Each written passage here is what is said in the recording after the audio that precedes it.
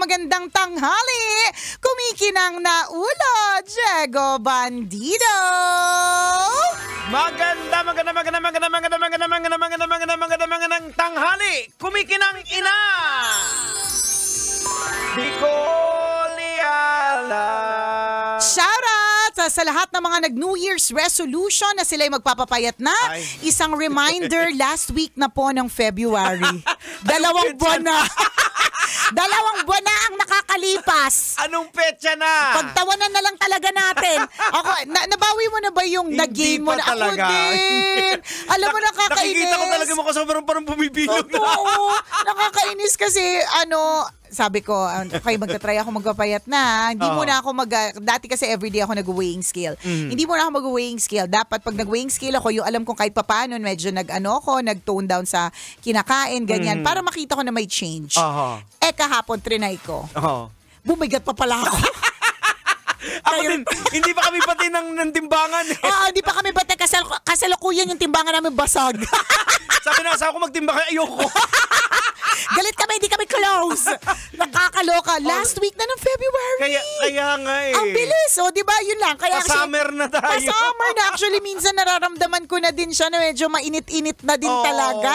Di ba? Ito na naman tayo, papasok na naman tayo sa season ng mga architect. Bakit season ng mga architect? Puro drawing ang mga plano. Naku, ilang taon na nga pala kami nagpaplano ng mga kaibigan ko ng outing. Hindi ba tuloy-tuloy? Ay, sa atin na nga lang eh. Ilang taon na ba tayo nagplano na mag-team building? Kailan pa yung huli? Oo nga. Kailan ba yung huli natin? Yung yung sa Cavite? Yung Cavite, yun yung naalala ko. Tagal na nga naman yung si Totoy Bato, kung ano yung niligo niya, yun din tinulog niya, yun din yung inuwi niya na damit. Isipin na lang natin si Totoy Bato ay foreigner. Kasi minsan na meron kami naging ganyan na bisita. Pagka gwapo-gwapo, alam mo yung talagang mukha hindi mo mapag-iisipan na madumi sa katawan. Hindi ko nasasabi madumi sa katawan sa Totoy. Grabe ka. Hindi, may sabihin. Sige. Explain mo. Ano ibig mong sabihin kay Totoy? Totoy Bato left the group. Yung katangi-tanging GC na kasama siya sa atin, baka mag-leave siya. Hindi, kasi ang sinasabi ko, ang utak ni Totoy Bato, utak foreigner. Yan, di ba? Okay. Very foreigner. Tama, sige. Kasi ngayon nga, meron akong I love you, Totoy Bato. Hindi kasi, ang classic kasi talaga ni Totoy Bato eh. Dumating siya sa team building po namin na naka-sleeveless na puti. Nung time may mga activity, tas kumain na, nausukan na kami, lahat na kami. Nung time ng swimming ng gabi, yun po yung pinang-jump niya. Okay? Tapos, nung gumising kami ng umaga, yung pa rin yung suot. So, parang siyang foreigner. Kasi nga yung bisita namin foreigner, ganon. Ito naman, talaga? Paano ba? Mali yung sinabi ko kanina. Disregard, erase. Hindi mo maiisip na parang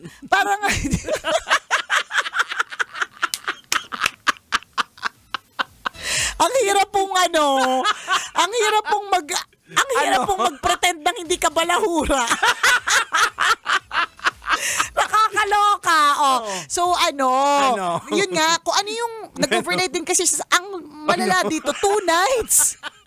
So kung ano yung may swimming din. Okay. Pumunta sa amin ng yun yung suot. Event pa to nung kaibigan nating si Papa Leo Bunggaling. Nag-motorcade. Okay. Diba? Pinagpawisan. Yun din ang pinang-swimming. Nung umuwi, ganun din. Nung nag-overnight sa amin, akala ko naman pagdating sa bahay, maliligo. Hindi. Nakakaloka. Utak foreigner. Ayan. Kaya di ba masasabi natin na ang mga Pilipino, tayo yung lahi na isa sa talagang most hygienic. Kasi di ba kung lalo na pagparating ng summer, mukha lang talaga tayong madumi, di ba? Pero Hindi talaga tayo sa laula sa katawan. Kasi, tingnan mo, pag summer, kung pwede maligo ng 4 na beses, gagawin natin. O, diba? Yung mga iba, hindi talaga nila gagawin eh. Diba? Maski tayo naman, labawa, nasa ibang lugar tayo, tas malamig. Kunyari, nung pumunta kayo ng China na malamig, hindi ba't everyday naliligo pa rin kayo kahit malamig? Correct. Pero kasi, may mga kasamaan tayo na hindi naliligo. Itago natin sa pangalan. Hey! Laglaga na! Charot! Nakakaloka! So may mga ganon. Wala lang na nakwento ko. Ba't tayo napunta doon? Diba? Hindi, napunta tayo sa topic ng ng outing. Tama. Diba? Na, ito na naman, ang bilis ng takbo ng panahon. Nagkakasulat mo lang ng New Year's resolution na gusto mong tanggalin yung holiday fats na pinaghirapan mo naman at pinagkaipunan. Pero huling linggo na pala ng February, 2 buwan na pala ang nakalipas. And then, before we all know it, nagkakaroon na ng mga ng mga planong drenowing lang kasi hindi matuloy-tuloy ang outing. Ang bilis, no? Correct. Before we all know it, election na. Kaya nga eh. Diba? Ang bilis lang. Parang kailan lang nag-New Year tapos eto na naman tayo. Correct. And I guess yung mga ganitong klaseng mga pagkakataon will make us realize na itawid mo lang yung bawat araw kahit mahirap. Kasi akala mo lang hindi mo kakayanin. Correct. Pero before you know it, 3 buwan na pala ang nakalipas. Yes. Kinaya mo naman pala. Ako, realization ko yan nung naliligo ako nung isang araw na ilang buwan na lang mag-e-election na. Very recent, to be perfectly honest and clear, very recent yung hiwalayan namin ni Chris dahil tatakbo siya ng eleksyon eh. Correct. And tatakbo siya sa politics. Ang hindi ko makalimutan yung feeling ko na hindi ako makaka-move forward. Na yung pakiramdam ko na papaano ko itatawid yung bawat araw, ganyan. Tapos yun yung kailangan nating sabihin sa mga tao na just take each day at a time. Correct. And before you know it, naka-move on ka na pala. Yes, Nalagpasan mo na pala.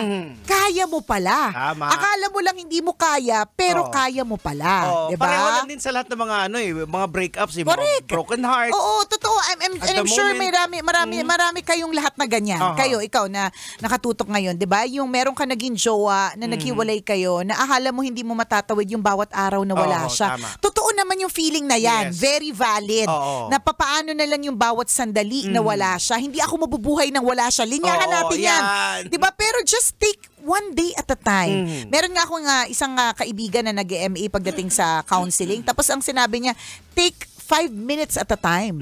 Sabi niya, ang importante naman sa buhay kapag kami pinagdadaanan ka, small steps, little steps, unti-unti lang. Correct. Kaunti lang. Tapos before you know it, nalagpasan mo na yung 10 minuto. Tapos nalagpasan mo na yung susunod na 20 minuto. Before you know it, 1 buong araw nalagpasan mo. Yes. Nang hindi mo naman ikinamatay na wala siya. Di ba? Ang problema kasi sa atin ko minsan masyado nating nilulook after yung sa future yung sa harap na supposed to be dapat ang i-deal natin yung present situation. Kung paano mo malalagpasan to. Especially sa mga problema. 'Di ba? Magugulat ka na lang, uy, ilang taon na pala tong problema. Nalagpasan ko, nandito pa rin ako. Pero may mga moment na feeling mo na wala na, tapos na. Dead na, tap out na.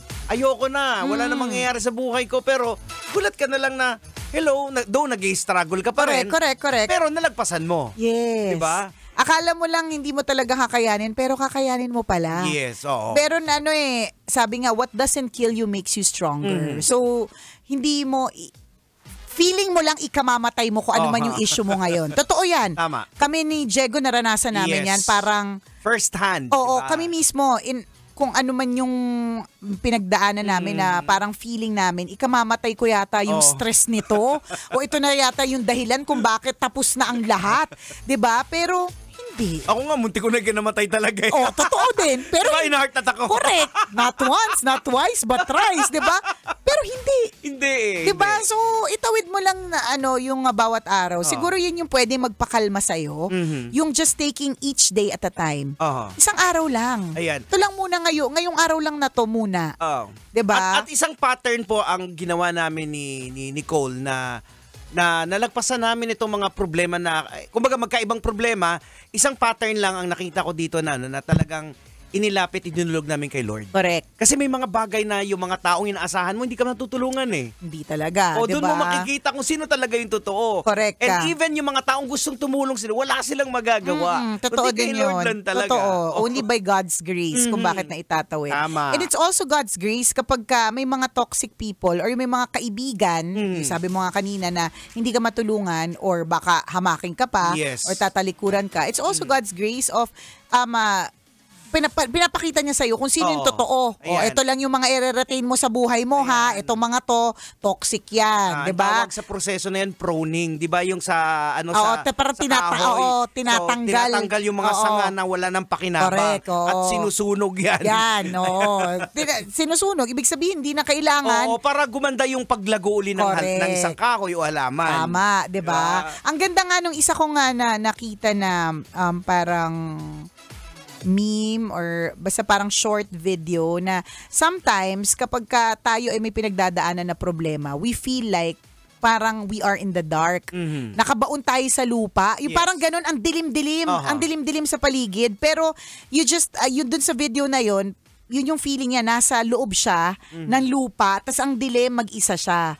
Tapos nag-trust lang siya kay God, tas na-realize niya na kaya pala siya nakabaon sa lupa na madilim kasi isa pala siyang butil, isa pala siyang binhi na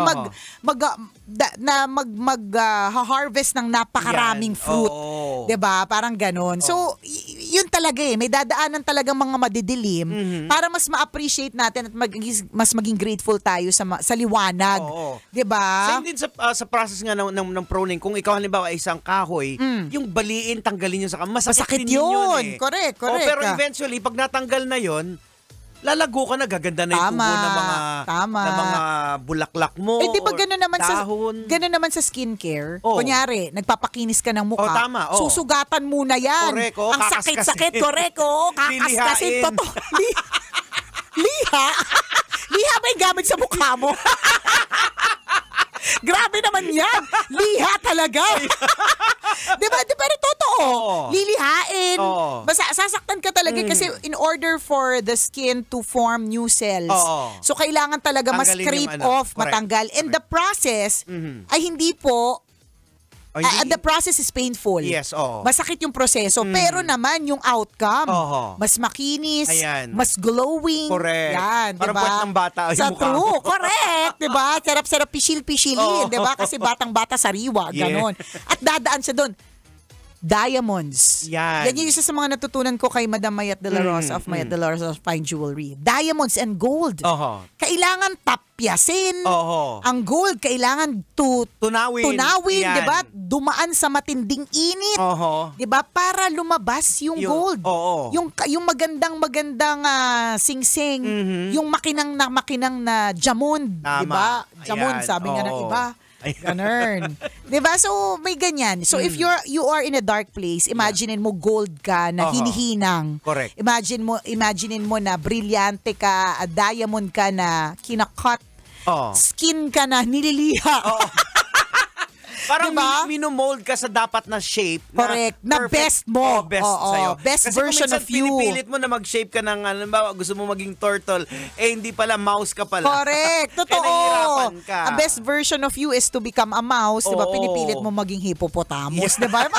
Yung mga ganon. So, take each day at a time, malalagpasan natin. Before we all know it, tapos na po yung taon. Tama. At yung pinoproblema mo ngayon, sa pagtapos ng taon, masasabi mo sa sarili mo, "Hay, grabe, thank you Lord, nalagpasan ko." Ayan. O buti na lang wala akong ginawang masama sa sarili ko kasi kaya ko pala. Tama. Ganun. Apakabongga, di ba?